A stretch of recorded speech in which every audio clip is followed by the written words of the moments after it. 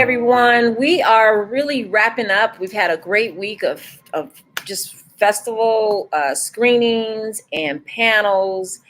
And this is a very special panel we're coming up because a lot of folks don't know what goes on in terms of how these screen plays and episodic television and how all this stuff is written, what goes on in the writer's room. So we have assembled a wonderful panel of sisters who have different experiences that we'd like to share.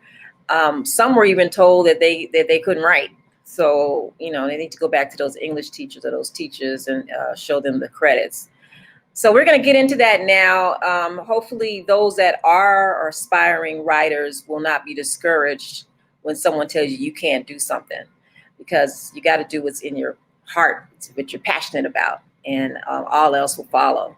So I want to first bring on my sister, Camille Lourde Wyatt, who's going to do actually the interviews. And Camille and I were actually went to Howard together. She was a DJ and actress and all kind of things, communication journalist.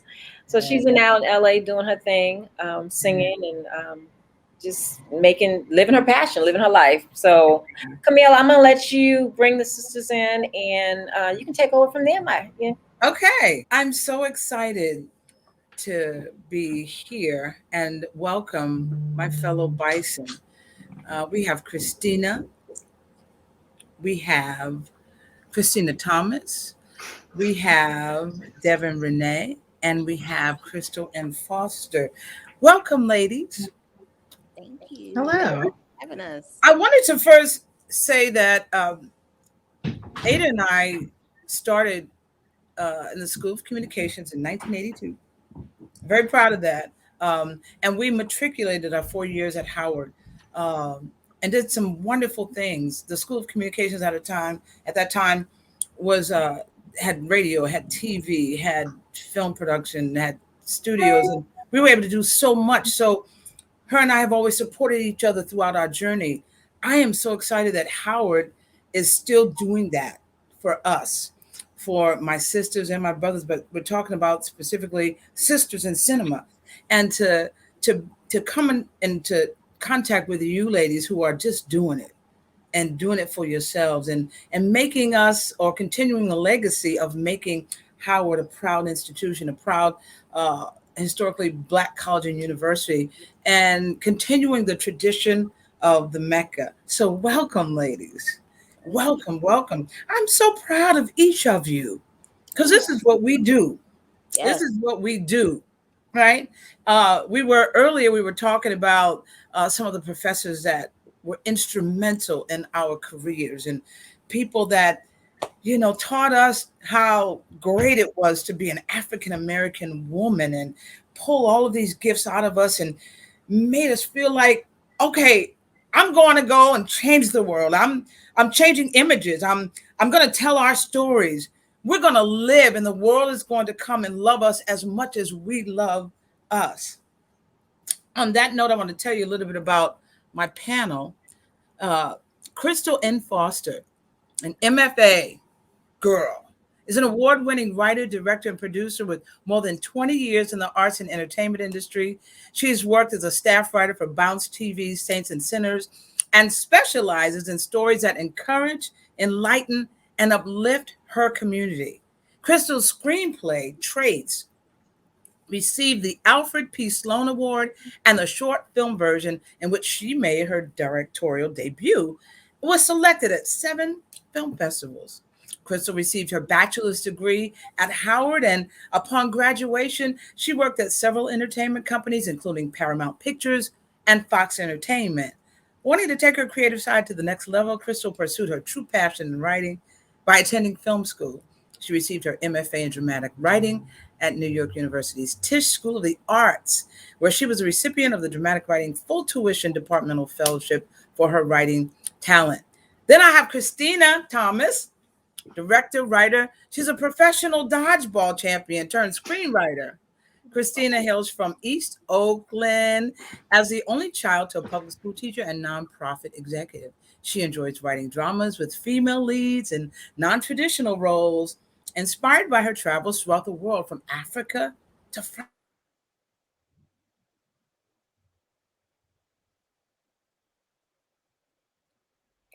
Uh-oh. Oh, I think we lost. Demi Mon, and developing her first feature to direct called Worth It. Okay. Devan Rena, born in Florida, raised in the metropolis of what is affectionately referred to as the DMV area. Devan is an alumnus of Morgan State, Howard, and Full Sail University. Devan got her start in the industry through the prestigious Television Academy Emmys internship program, and eventually found a home at Warner Brothers, where I met this girl. Okay.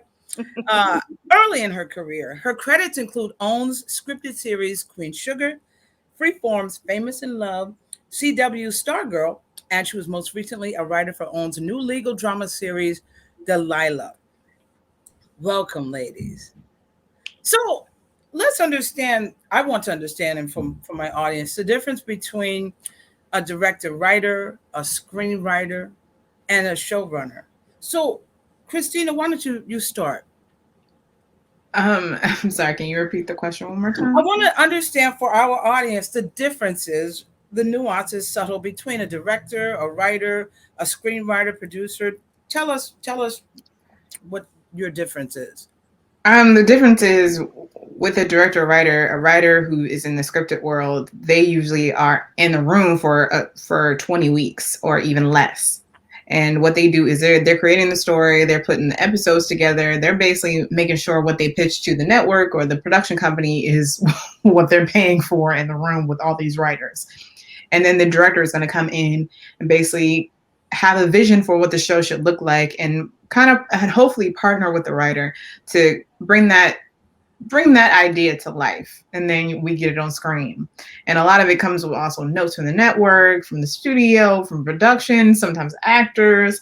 It's a lot of collaboration, but at the end of the day, everybody is in their own roles of making sure things get completed on time, on schedule, and actually ends up on the screen. Because a lot of times, some writers only get to see their things get to pilot stage, where they shoot the pilot and they're like, okay, maybe one full season. Or the pilot stage are just like, yeah, this is not working out anymore. This is not going to work for us. And you have people like line producers and producers who are the ones that really just like help to navigate the director and writer to help make sure everything flows on set, flows during production. Again, selling the product that they pitch to the network and the studio. And again, it's all collaboration and making a final product that hopefully will come on screen. Krystal, you want to add to that? Well, no, Kristina summed it up very, very well. I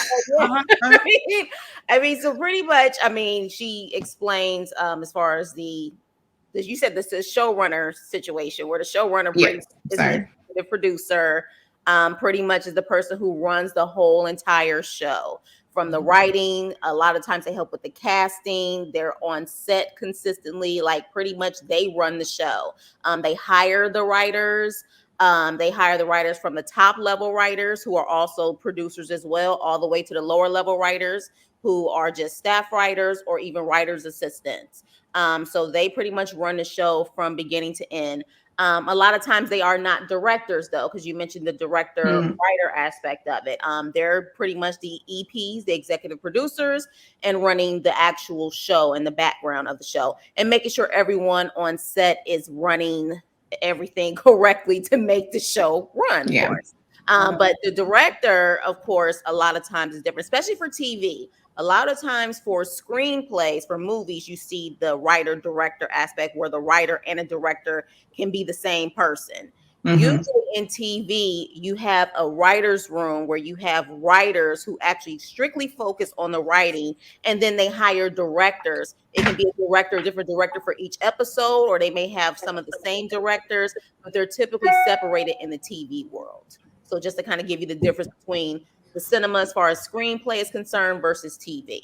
Devan, you want to add to that?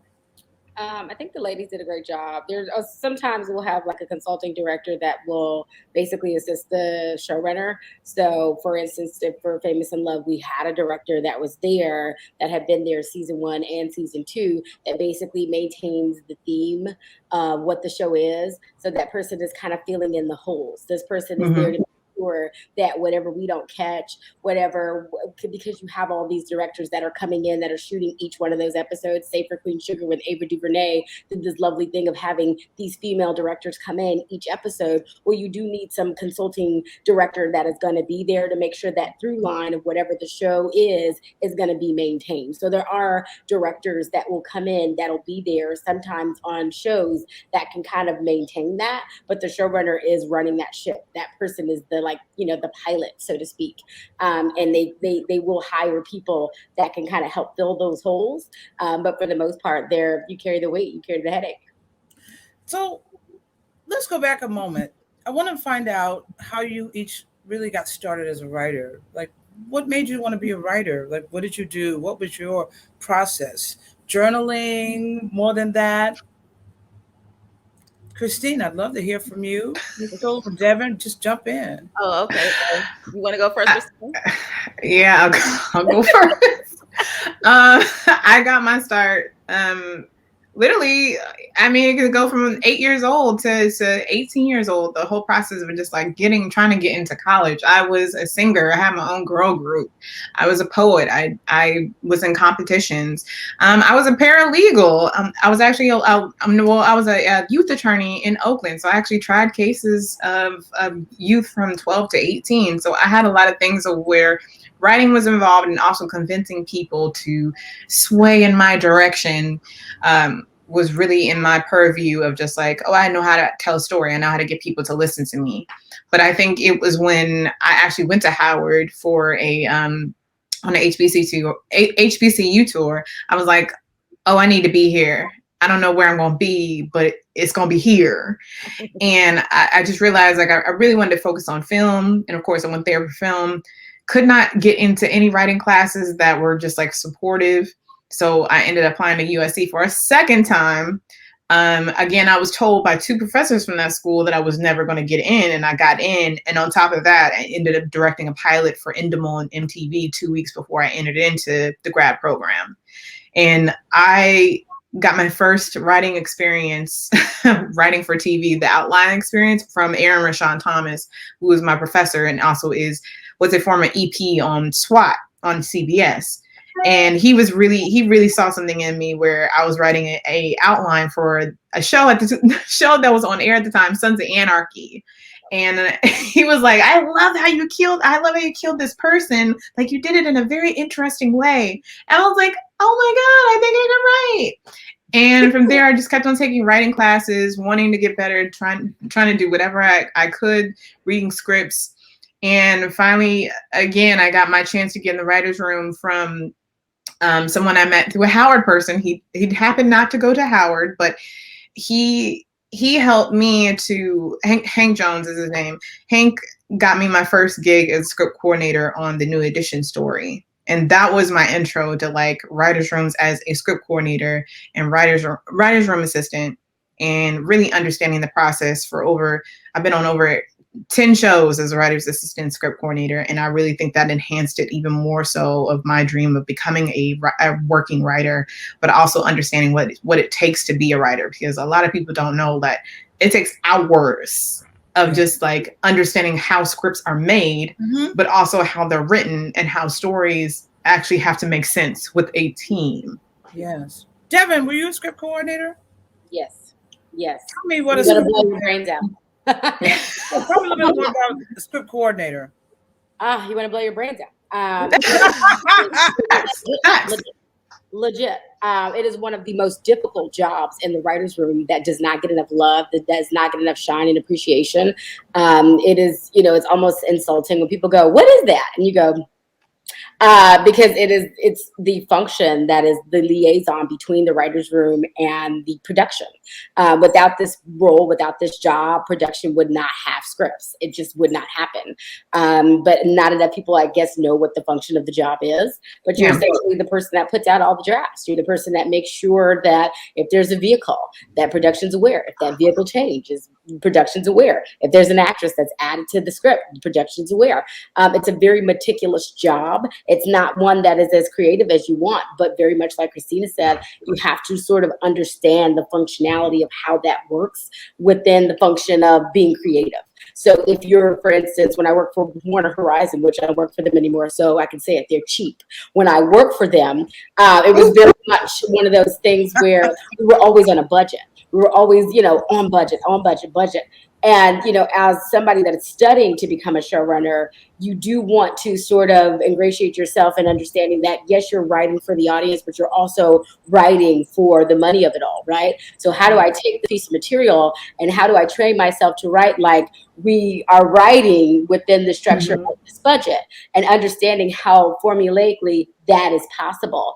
And so translating that onto the page as somebody now that is taking that and been a script coordinator, I sort of understand now how my boss was utilizing that technique on a regular basis. We didn't have any money. So how do you take this if we're block shooting, meaning we're shooting on top of each other, we're shooting multiple episodes at the same time? How do I take this no money and shoot this block episode on Queen Sugar when we're stuck in the storm and make it interesting so that people keep coming back episode after episode? How do I take this no structure of we don't have many props, or we don't have many actors, or we only have this actor for a certain amount of days, or we don't have this actor this day? How do I make this not seem funny to my audience that we only have this person 7 out of 10, but he really shouldn't be in this next episode, and not make it confusing?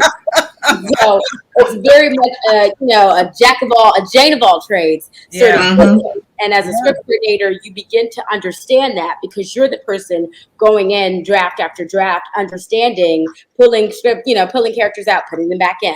Draft after draft, you're reading them and going back in. So if you're paying attention, and you should be, on the road, on the journey to becoming the person that will eventually be in charge, you understand why the EPs, why the bigwigs, so to speak, are making the decisions that they're making.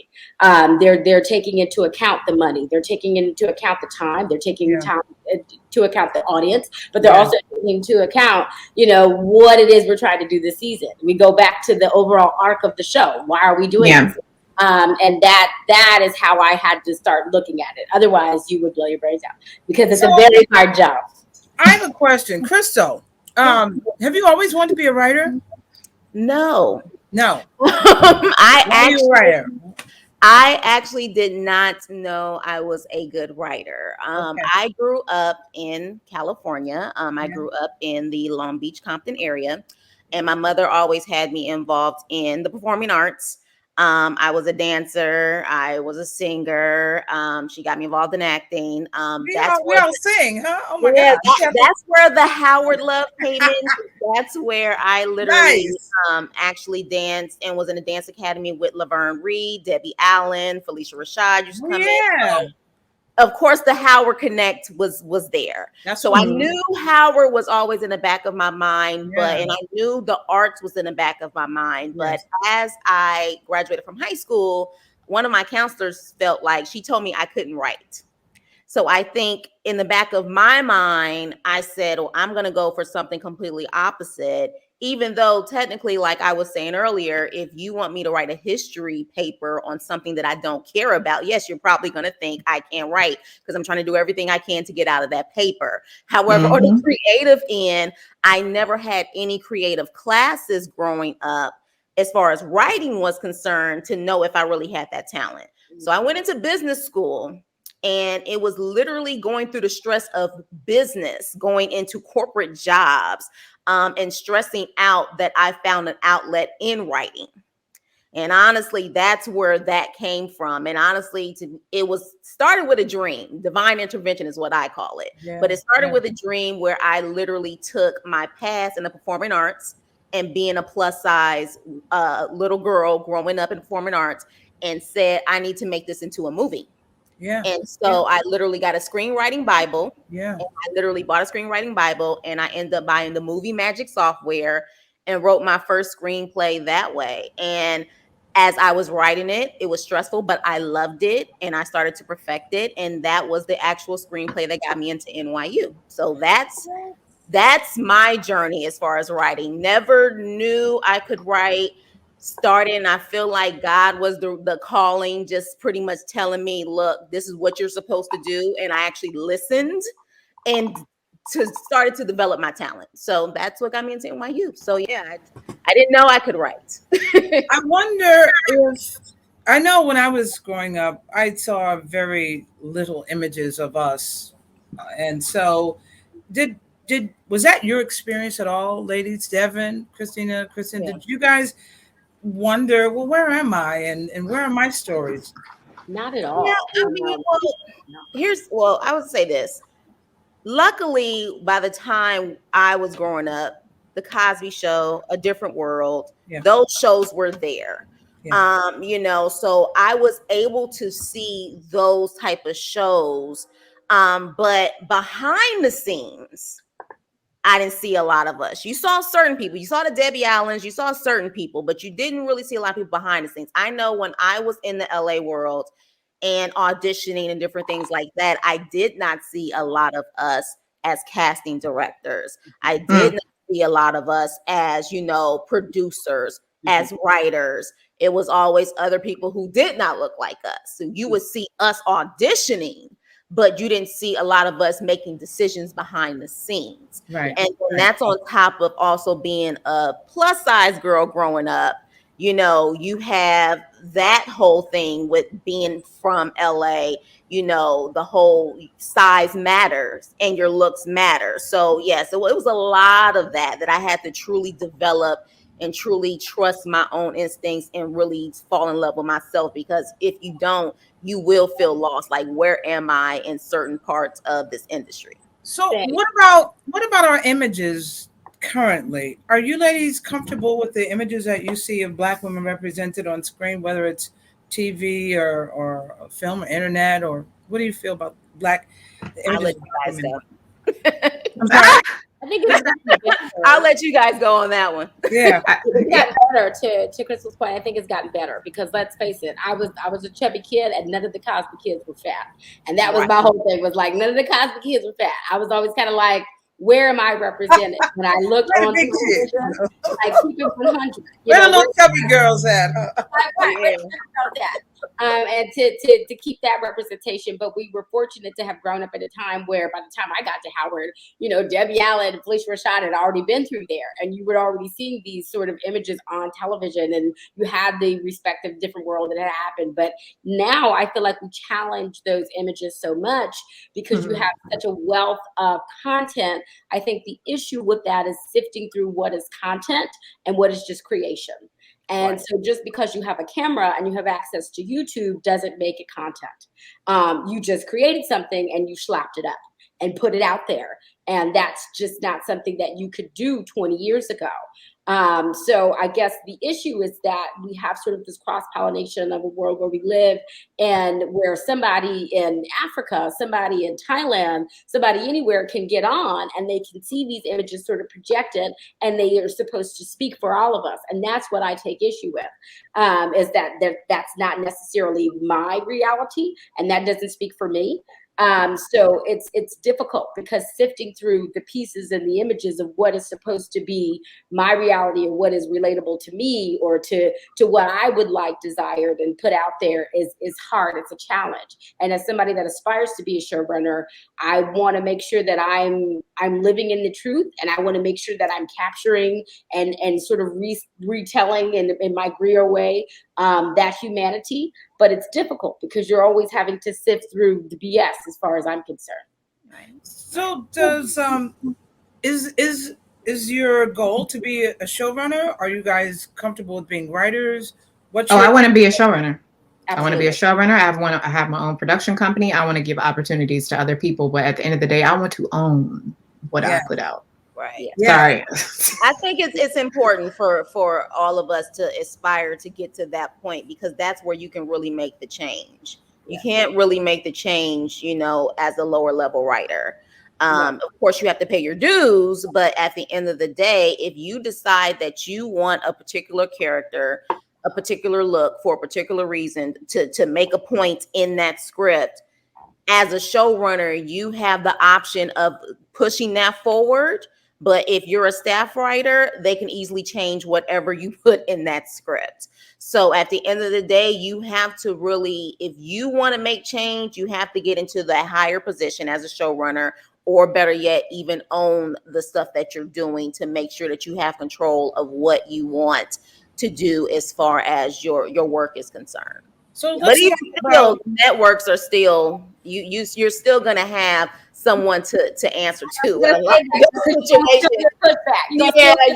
going to get some pushback. I will say that because honestly, even as a showrunner, even as a producer, I've heard some conversations that are deplorable. The network still run the show. So yeah.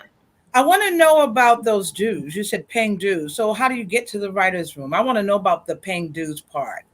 I know we all have to pay the dues. So what is that? What'd you say? So this is the Debbie Allen. Like, this is where you start paying. You sweat.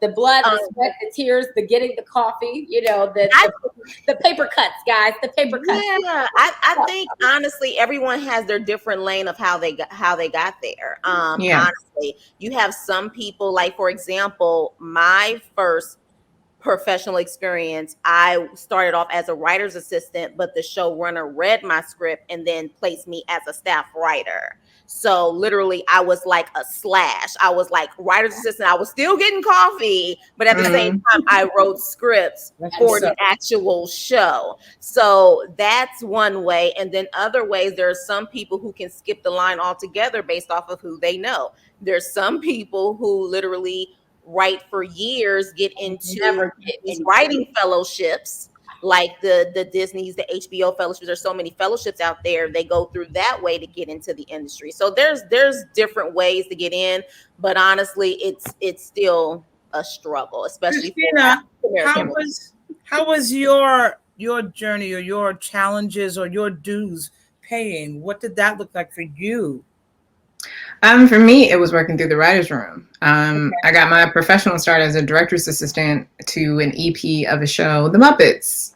That was short-lived. It lasted one season, and then the mothers were like, hell no, we don't want no Muppets doing some sexually misogynistic jokes on TV.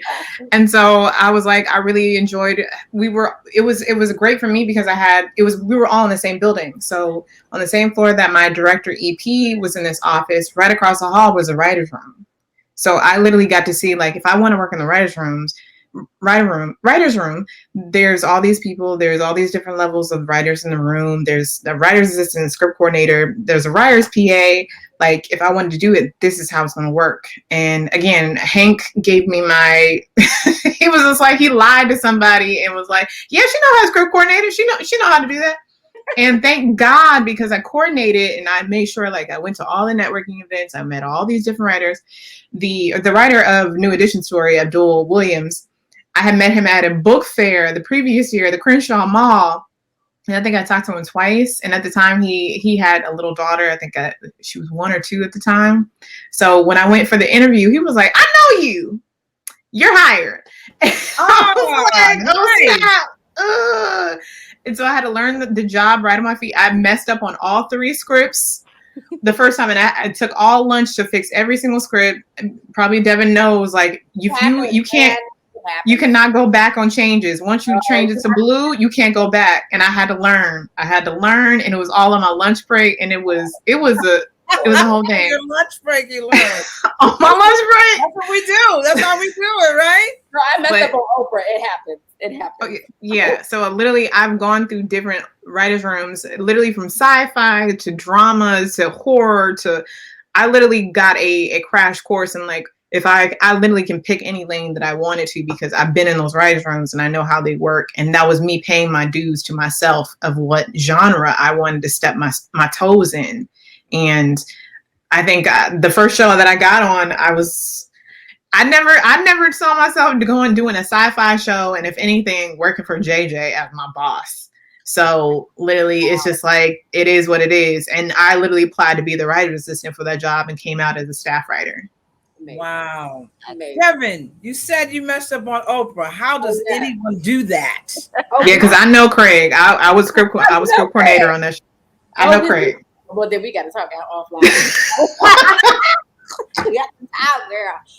But yeah, coming in as a script coordinator, only came in as a script coordinator on Delilah, and then ended up writing 2 episodes. So like very much like Kristina said, there is no redacting. You don't go back and be like, "Ooh, my bad, eraser." No, you have to be like, "I messed up. Apologies. This is a whole new draft. Like 300 people.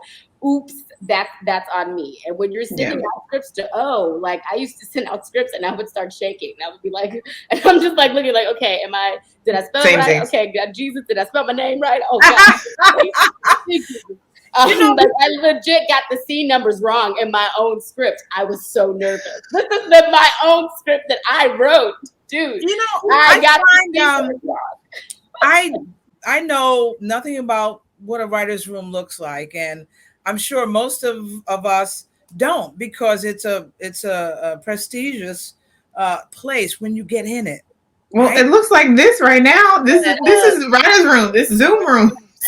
It does. Well, Zoom rooms right now because of COVID, but pretty much it's just like this, having conversations, having a whiteboard. Do you guys miss it? Because I know, like, look, going to writer's room in my pajamas is great, but do you guys miss writer's room, like the formality of getting up every day? To a certain extent, I miss the fact that they would take care of our lunches and coffees. Yeah. Like if I needed coffee, sure, put it on the card. If I needed lunch, sure, put it on the card. Whatever you guys need to get your creative juices going, do it. But of course, naturally, in wonderful LA traffic, it can be a beast. But I do feel like there's something magical that can happen sometimes when you are in person with people and you have, your whiteboard. Everybody has their computers. There's a different flow, in my opinion, versus. I'm thinking. I don't know. I'm thinking that you go in the writer's room, y'all sit down and you write. No. It's literally like a conversation like this. You are literally having a conversation about, like, okay, if there's no pilot, we're talking about the pilot first. Because again, if we need to get the formal green lit, if we didn't get it, all right, green light, if we didn't already get it, that's what we're talking about. And we're breaking like a little bit of an arc of the whole season. But literally, if that pilot isn't done, that's what we're talking about. Yeah. But if it is done, then you're focusing on what's going on for that first season, pretty much. And that's one big word that we have not said yet, ladies, is pitching. You're pitching different ideas. Yeah. The actual writer's room. Bad pitch. Everybody's bad pitch. That's like your job is to pitch. Now, the thing is, one thing I've learned, I went to, I think, probably one of the best writing film festivals there are out there, which is the Austin Film Festival. Yeah. The Austin Film Festival really focuses on writers. So definitely you writers out there, if you want to go to a film festival that focuses on writers, they have plenty of writers who actually work in the industry who come to speak to writers there at the Austin Film Festival. But one thing about pitching is you got to know your lane and stay in your lane. So meaning that the higher level writers, they are the ones who pitch the most. You being a lower level writer, if you are lucky to pitch. To talk at all, you may pitch one time. If they say no, turn it down. You may pitch another time. But after that, if they say no, you just sit back and you business. Okay. Well, if I may, I'm sorry, go ahead. Yeah, if I may, because I was in room of 5 for my first show, and literally, if I didn't speak within the first 30 minutes, they were like, "So, Kristina, what do you think? What are your thoughts?" That's a good writer's room. Literally, I was just like, I made it a plan. Every 30 minutes, I had to say something, and again, yes, I'm dropping it again, but working for J.J. Abrams, literally, when he comes in, he'll spit a whole bunch of stuff, like for like 5 minutes, and then he'll be like, "So what y'all think? Kristina, can you tell me what you think of that?" And I'm like, I remember the first day, I was like, yeah. Good job. And he was like, I want to hear your thoughts. What are your thoughts? What are your thoughts? Wow. What are your thoughts? And I had to get better at, listening, but also pitching something back, because that's something that I didn't think about. I was like, oh shit, I got to pitch. Oh God, I got hired. Bitch. It's an art. You have one thing about a writer in a writer's room, you have to feel your intuition, your gut on when to push forward on something and when not to say something. It literally, you have to feel the room. You have to feel your showrunner. You have to feel those vibes and know when to take a seat back or know when to say something. Now, granted, you will have some showrunners who will say, well, what do you think about that, Krystal? What do you think about that, Kristina? And they want your feedback, but other showrunners just want you to sit back. And you have to, like I said, learn your place in the writer's room. That is learn your showrunner, because some showrunners don't want you to pitch, and then some showrunners want their ego stroked. Some showrunners actually do. Like Craig Wright was a great showrunner that wanted all my ideas. Melissa Carter wanted all my ideas. There's some showrunners that will remain nameless that don't. That just want you to stroke their egos and that want you to just kind of like, sit at the helm and just kind of like, what do you want today kind of thing. But I've been fortunate enough, especially earlier in my career, where they were like, well, what do you think? Or like, I'd be sitting there and Craig would be like, Devan, I can literally see the gears turning in your head. And I was like, nah, Shawty, I ain't got nothing for you today. He's like, no, I want it. Give it to me. So they're like, you could be fortunate like early on to find that. And to the note of like being a Black woman, I think it was definitely because I was one of the only Black women, unfortunately, to have been in that writer's room. So they needed me. So I don't know if it was because I was nice and sweet. It was like you guys needed to ask somebody because you needed to get a quote.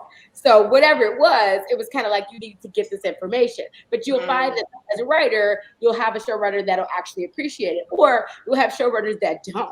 I know legit showrunners now that have EP, like named EPs on like JJ's level, that don't even want you to have input, that are like jelly because showrunners are writing and they don't want it. So it really depends. Like you have to know your room, you have to know your audience, you play to your audience. I love the fact that you guys have worked for some very prominent showrunners, if you will.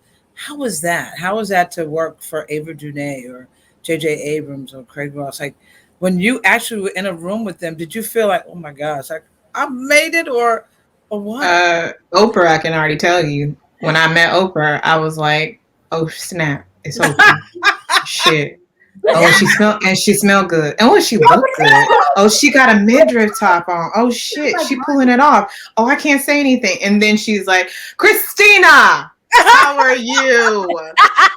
I heard you were at Howard when I gave my speech. That means you were made to work for me. And I just was like, she said my name. Right? You're like a blubbering idiot the first time I met her. She smells like she's like a fairy godmother. She smells like millions and happiness. Money and flowers and it's just like, oh. She's like, you're not gonna hug me? And I was like, can I touch you? No, can I touch you? Oh my God. It's an amazing thing. But I always call it hashtag try not to get fired. When you get the further you get in your career, the more there is the risk of losing said assets, right? So it's like the further you get along, whether it's the Oprahs or the JJs or the Craig Wrights or Ava DuVernays or whatever, I think if you're smart and if you're humble, you're not thinking it like, oh, I'm up in this, that. You're more like, okay, Jesus, because you're only as good as your last project. And so if you're navigating it correctly, it's not more like I've made it, it's more like I'm trying to keep it and I'm trying to excel beyond it, and I want to be these people's colleagues and like appreciate it and not just like be trying to be in a selfie. So it's very much, I'm always like, no incidents, hashtag try not to get fired, like, just like I'm trying to be in this and I'm trying to get to that next gig. And so it's always the extreme outside pressure. People are like, on you and they think it's great, but you're always inside, at least for me, of like, I don't want to F this up. I want to be called back for the next job. I want to be invited to the rap party. I don't, so I don't want to mess this up. And I would think that it would be amazing if these people could be your mentors. And I don't know, is that possible? Because you have these levels, and I want you guys to tell me more about the levels. Like when you first start, clearly you're not the high level pitch Mm-hmm. person. But so how do you get to that level? You go with continue for the next gig. The next gig, you have to just keep working, finding mentors that are willing to mentor you that are at those higher levels. Yeah. You know, I am fearless when it comes to the point now where I will meet someone and say, hey, especially if I have any type of affiliation, whether it's Howard, NYU, my sorority, hey, how you doing? Hey, soror, hey, Bison. Like, you know, I'm definitely trying to connect. You know, is it possible could you have room for a mentee? You know, my whole thing is the worst they can say is no. But that one no is just one no. Continue on to see if you can get a yes. Is it more they're looking for your actual writing skills or your ideas for characters? No, I would say honestly, I'm just gonna be honest. In my personal opinion, for a writer's room, is more so about your personality and how you're gonna fit in the writer's room. There it is. Of course, naturally, they will read your work, but they want to know how are you going to gel with me as a showrunner, or how are you going to gel with the other people in the room.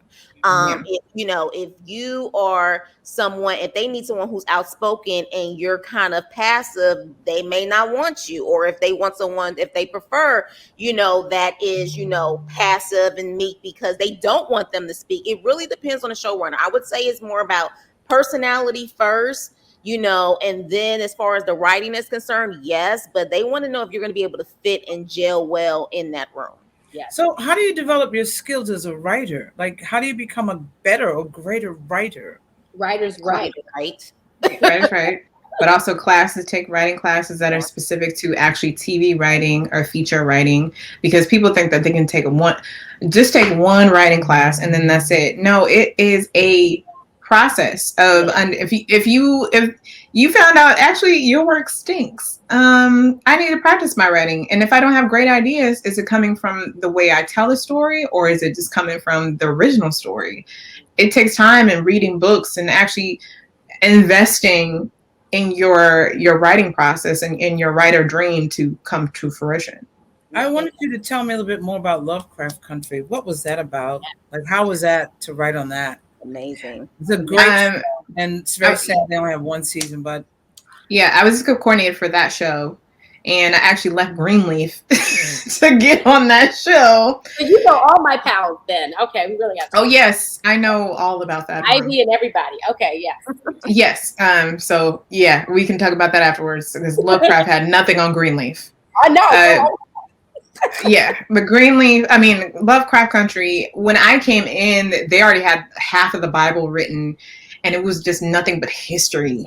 Everything that you learned from Howard that first semester of just like, hey, you're Black, you weren't just a slave, you were kings and queens, here you go. That was Lovecraft when I entered. It was just like, oh, did you forget that you were Black, that you were a queen, that you came from? Are you like, talking a little Bible, or are you talking, what do you mean?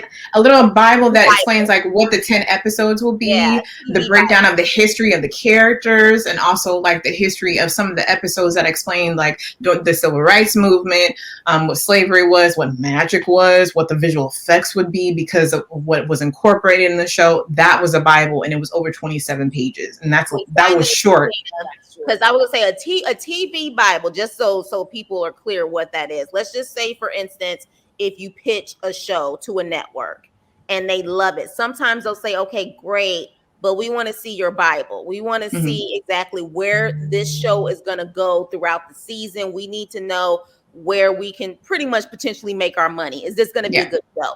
That's what she means by the Bible, meaning that you have the foundation of the actual show, the characters, just a full breakdown of not only the show and the characters, but every single episode in that season. I'm sorry, Kristina, I just wanted to kind of say that. No, we need to know that.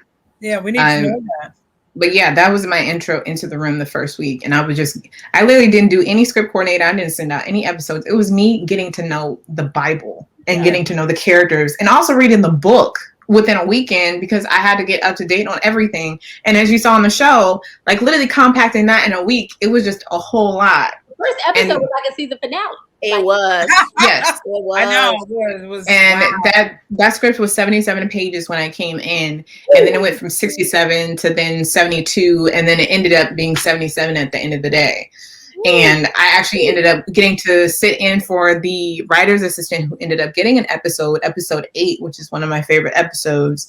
And being in the room, oh my God, it would be so many like back and forth arguments of just like, no, the character should do this. It would look like a literal fight to make sure they were telling the best stories that they could tell for just explaining Black experiences, but it not being a tragedy. It's actually something that needs to be explained in a way where it is a story. It is great. It is fun, but it is tragic at the same time.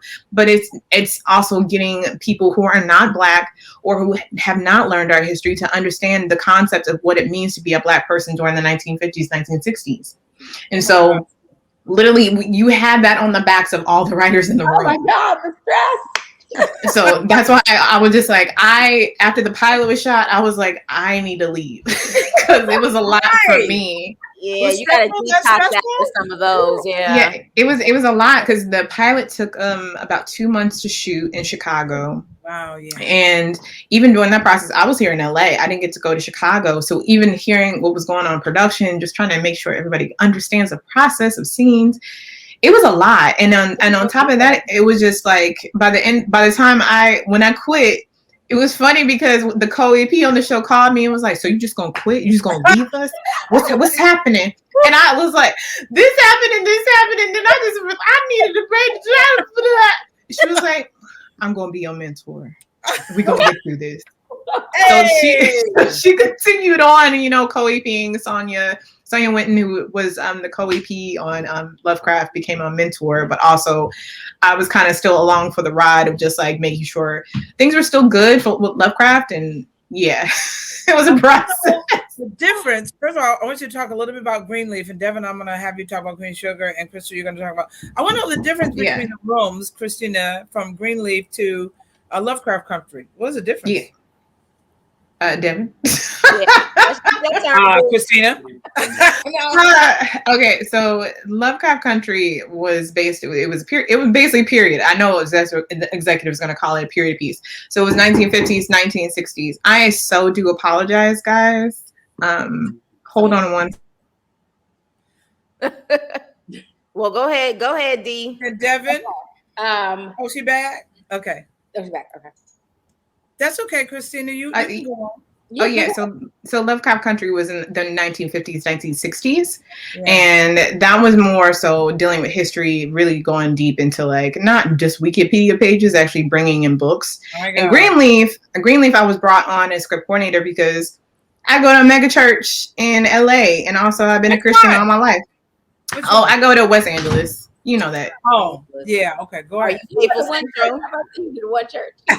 West Central, the top ones. Yeah, I go to West Angeles, and literally Craig was like, he sat me down the first day and was like, so I hired you for this job, and you're going to pitch every single day, and if you don't pitch, I'm going to let you go.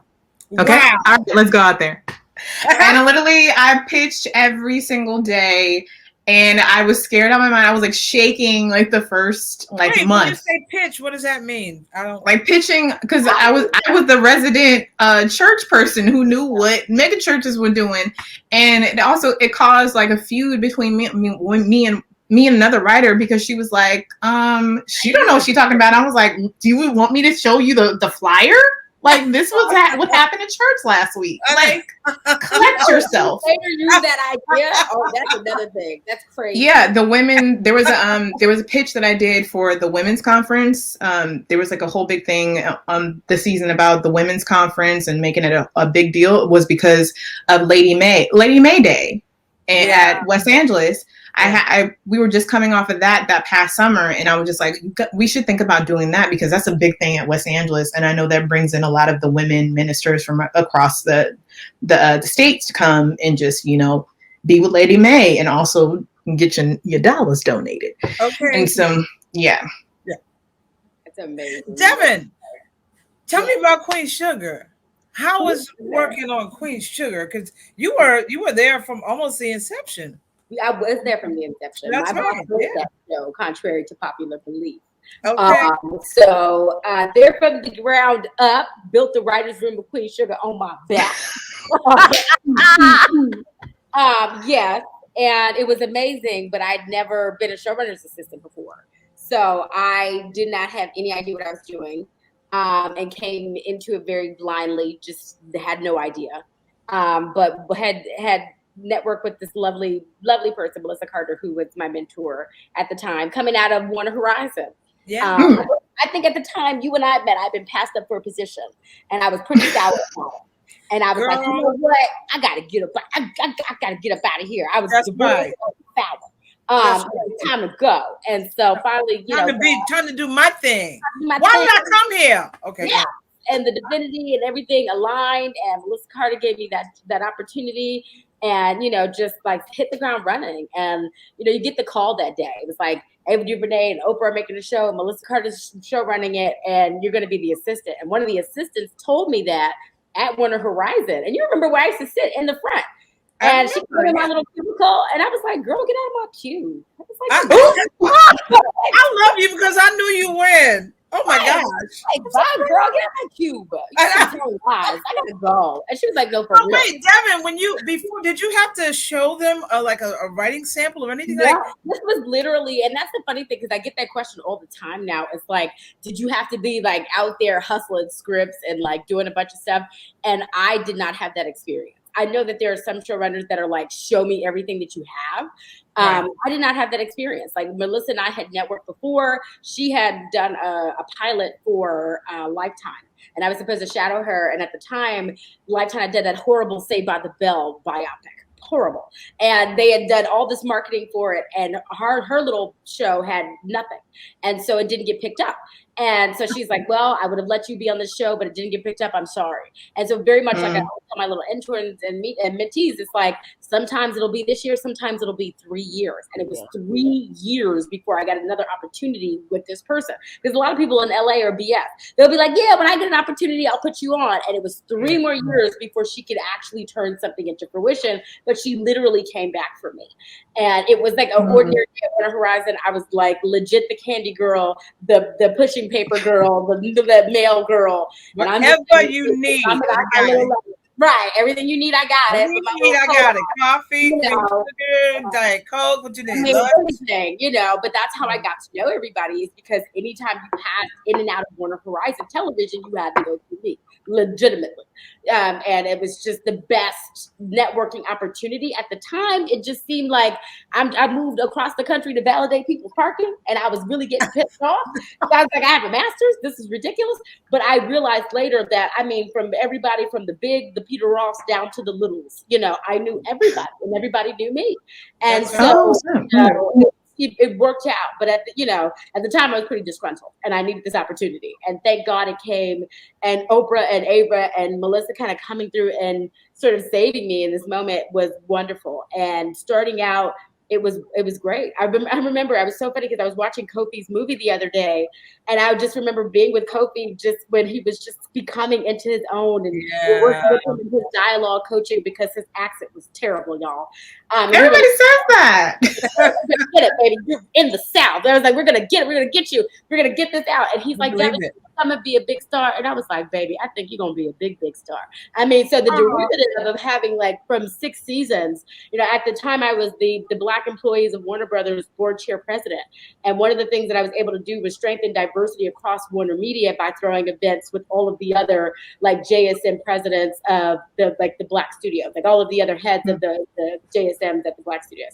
So everybody would get together quarterly and throw these parties. And I got to be the first person to bring the writers and actors together on Queen Sugar. So there's like everybody together from season 1, all of us together before the show took off, before anybody knew it was going to be a big thing. So it's one of those like points in my career where I go, this was amazing. This was huge.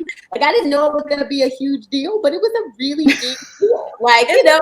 Isn't that such a great feeling when you're working on a show and you really don't know how great it's going to be? No. But you contributed to it. No. And I'm now working with the showrunner all over again. I'm on a show called Informally. First of all, you would appreciate this, Kristina. Nobody got the clearances for Iron Mike. Duh. If you're going to name a show, why don't we start there? So now it's called Tyson. But come on, Hulu. That's the basic. So it was called Iron Mike, now renamed Tyson. It's going to be limited series on Hulu about. Oh, yes. Yes.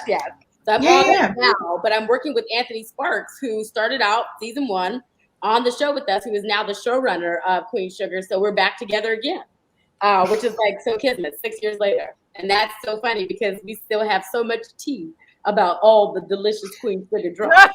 I wonder, we always in LA, and I'm sure some other cities, are just full of people with ideas. It's a couple of things. So, we all have friends who are like, oh my gosh, girl, why we should do a story about this. I'm a writer. There's writers everywhere in Los Angeles. Everyone's a writer. What's the difference between you and them? We're doing it. But, but also talent. But also talent. Talent, but also who you know. I would say talent and who you know. And how hard you are, how much you really want the career also. Some people can say, some people see it as a hobby. For me, I want to be a writer full time, meaning that I can literally every day wake up and just decide to write or work on my shows or work on my movies. And that takes time, that takes talent. It takes you constantly honing your craft and recreating yourself. And some people are willing to do that. And I would say that's the difference. Because everyone's got ideas, and as Black people, I believe we have stories to tell that aren't being told still. I have people in my IG who literally contact me via DM saying, I have a great idea. And I'm like, great, write it. Like, I'm not writing it for you. Like, that's definitely a slippery slope where people are just contacting you randomly. You do not want to hear their ideas. You focus on your stuff. I will focus on mine. But everyone has an idea. Everyone feels like they have a next, Emmy award-winning show or an Oscar movie. And it doesn't happen that way. So honestly, I feel like with hard work, continuing to focus on your craft, dedication, having faith, those are the ways that we've kind of been able to get into our careers. And it's still a struggle. Kristina, I will be contacting you, but D, we talk all the time. It's a struggle for us. I'd like to know if there's a story yet that we need to tell. Oh, there's plenty, but I'm not going to tell you. Eventually, there's plenty of stories. Like, I'm one of those people, and one of my mottos is I'm not a bullshitter. Excuse my French, but I don't like to. We speak French. Come on. Yeah, okay. Because I don't like to. There are certain topics that make people feel uncomfortable, but they need to be told. Yeah. And they need to have dialogue. So I do a lot of that. I don't literally sugarcoat shit and call it chocolate, as I would say. I put it out there. So, I have a lot of stuff that I really focus on that a lot of people feel uncomfortable talking about, but it is what it is. There's just certain things that we need to talk about, especially in our community. We don't talk about certain things. So I have a lot. I know, we're Bisons. We definitely have a lot of stories to tell. But oh my gosh. Stay tuned, I should say. Stay tuned. Oh my gosh. I want to know if you have any, or what your suggestions or recommendations would be for young film writers or screenwriters or filmmakers, producers. Become doctors. Run the other way. No, we got stories to tell, child. We can't do that. We got I was saying to Krystal to go to business school first. Right. Because you need, and she laughs at me, but I was very serious about that. That's the one thing that I do regret is if I should at least minored in business, because a lot of the things I had to learn through failing, and also men trying me with the budget and saying how much I I should get for my role as director. And it was a lot of things that I'm like, if I was more business savvy, if I would have knew the business protocol, maybe I would have been a little bit more confident when being like, no, my rate is this, bitch. Yeah. And then Right. And that's French, y'all. That's French. It's French. I'm sorry.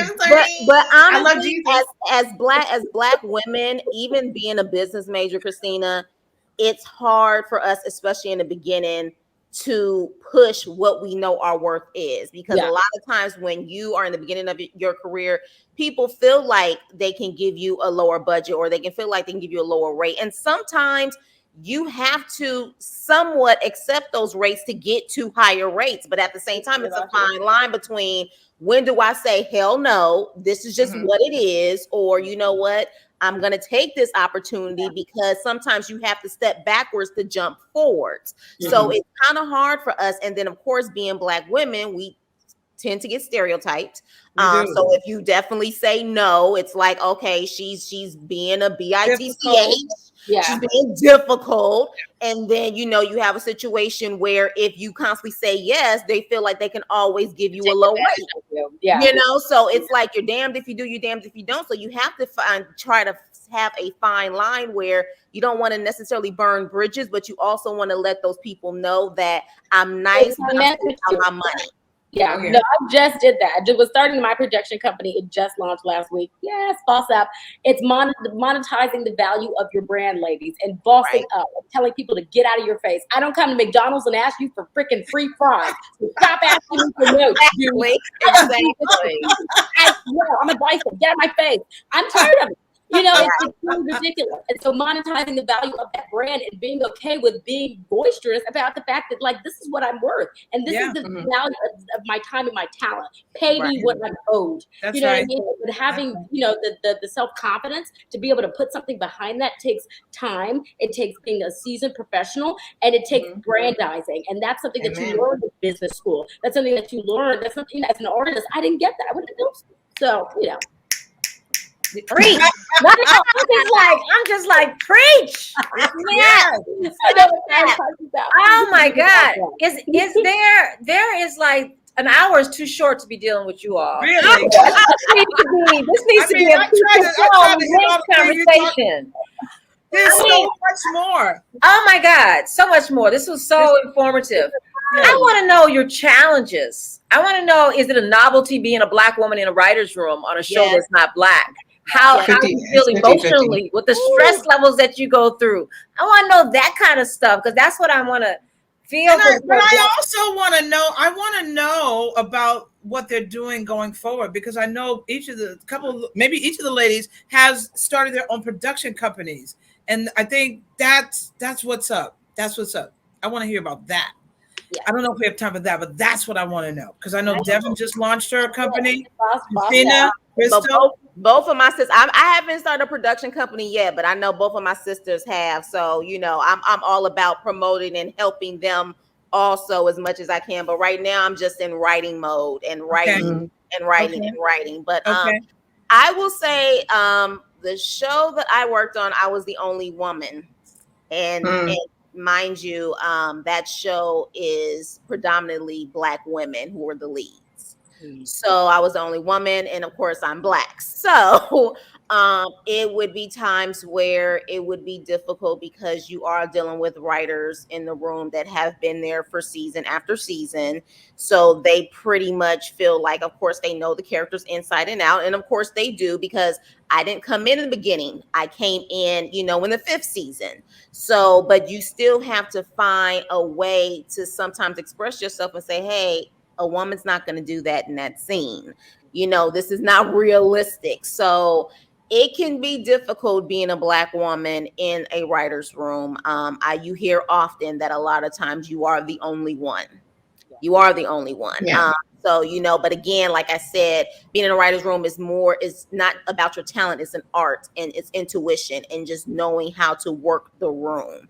That is a big part of it. I would say that comes before your talent. So you really have to fill out the rooms. Sometimes your room works out. Sometimes you're invited the next season. Sometimes you're not, but you have to really fill out every single room, because every room is different. So that's what I would say.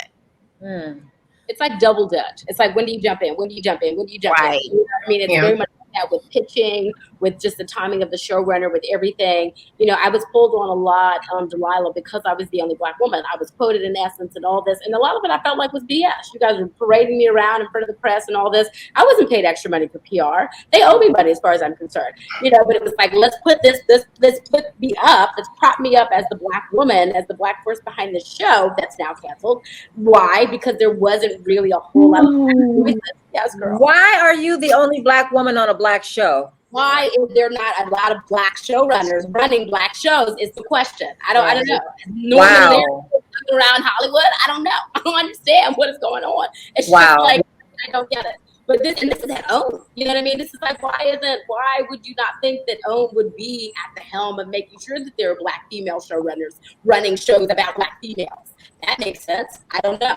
But I felt like at times I was propped up and I was placed on, you know, this sort of platter to be paraded around, but I wasn't being paid the way that I was supposed to, and I wasn't being appreciated the way I was supposed to. So it's a delicate sort of situation because you want to be rehired. You don't want to literally be blacklisted, you know, but at the same time, as a new writer, as a writer that's up and coming, you do want to make sure that you're building your career and your contact. So am I going to be like, no, I don't want to do the South by Southwest panel? No, get out of my face. No, I'm not going to do that. But I do know when I'm a pawn for something else.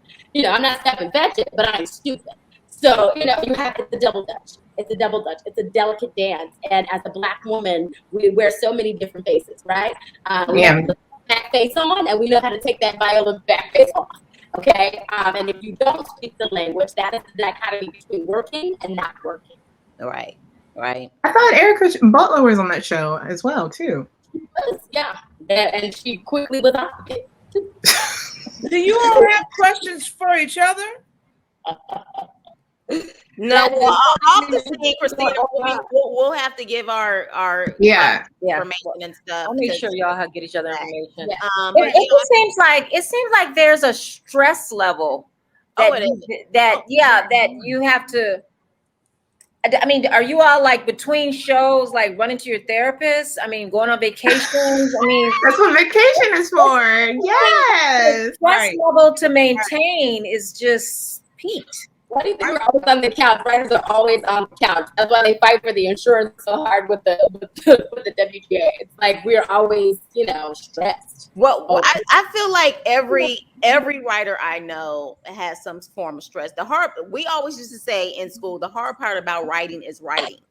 Yeah, like it really is. Like it truly takes someone special to really get through a script, finish it, continue to, you know, erase certain things, add certain things. So it is very stressful. But again, I would rather be stressed writing than be stressed at a Fortune 500 company where I'm not making that much money. Like, at least I'm doing what I love. So everything that you do is going to have a stress level, but is the stress level worth it for you? Is the question. And I think that's in life, and that's wherever we are, whatever our industry, whatever our career is. I want to hear about your production companies, because I know that to launch your own company is challenging, but because you're passionate about it and because you have a goal, I want you to tell me a little bit about your production companies. And then before we go, I want you guys to make sure you give us your social media contacts, websites, emails, or wherever, so people can reach you.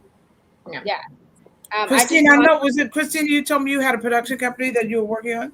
I have an S Corp for the IRS, okay? It's called Third Rainbow, and it's great.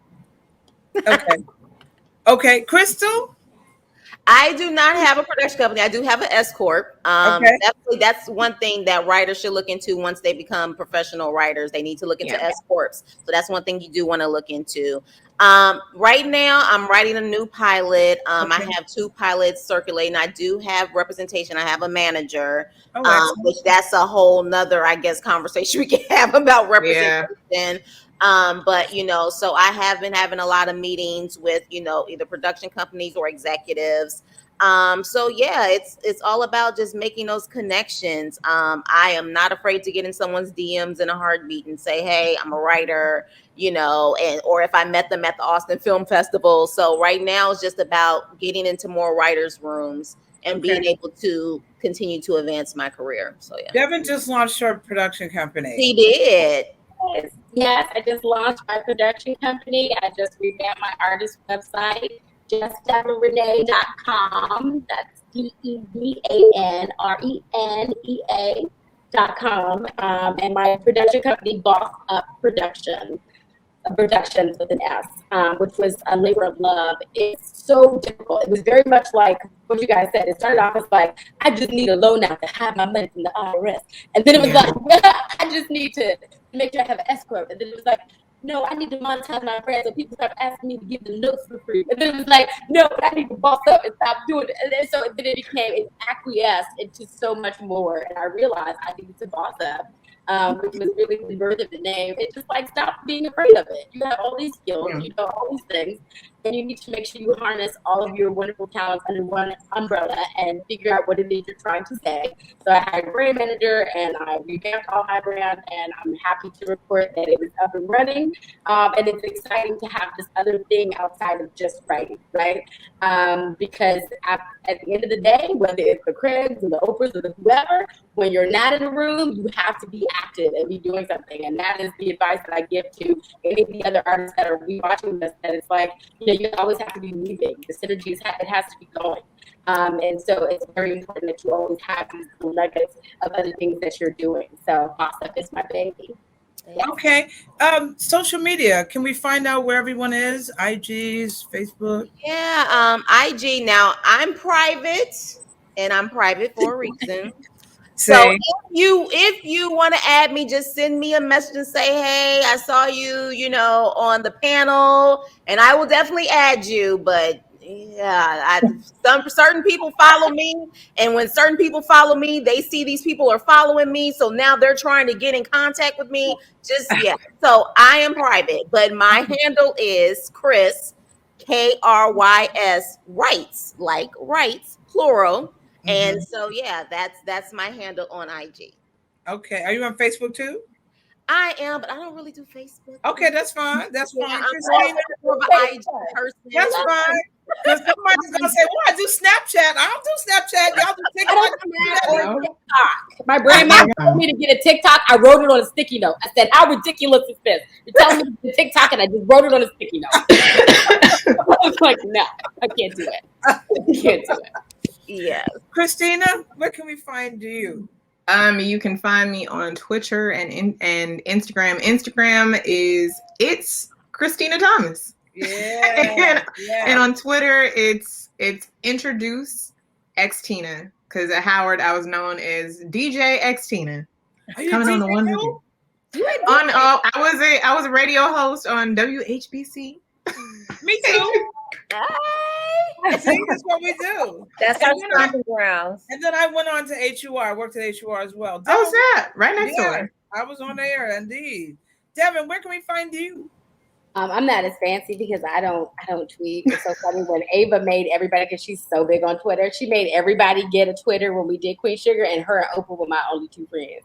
I was like, Oprah got to be worth at least like $1 million. Listen, if you can have those two, why won't anybody else? I still haven't been back on there since. But my handle on Instagram is at Just Devan Renee, and that's JUST. Devan is DEVAN, and Renee is spelled RENEA, and Facebook is Devan Renee. My website is the same, justdevanrenea.com, and Boss Up Productions is BOSSUpproductions.com. And I'll put all this will be in the credits as well. Ladies, Camille, ladies, I want to thank you. This has been a very eye-opening panel. Like I said, we could go on another hour or two just talking with you all, holding you captive. Thank you for having us. But this has been wonderful. I really appreciate you. I think audiences, even I myself, have a better understanding of the writer's room and what goes on. I want everybody to join us next. We have an editor's story at 2:00 with Shannon Baker Davis, who does both scripted, reality, and feature films. And she's a Howardite as well. So the sisters are doing it. They're doing it. Yes. Yeah. But I will definitely put everybody's handles and contact information in the credits, so when people read, they can do that. I'll read it from there. But thank you again, and I wish you all well moving forward on whatever positions you want to go to, showrunner and beyond. So yeah, everyone take care, and like I said, continue to follow SABIFF, and we have 2 more days left at the end of the festival. I'm just so glad you all could all participate. Thank you, Camille, for helping me to get this together. Thank you ladies so much. Thank God you. bless your journeys. Thank Yes, you. yes. Okay, let me take us on out now. Take care.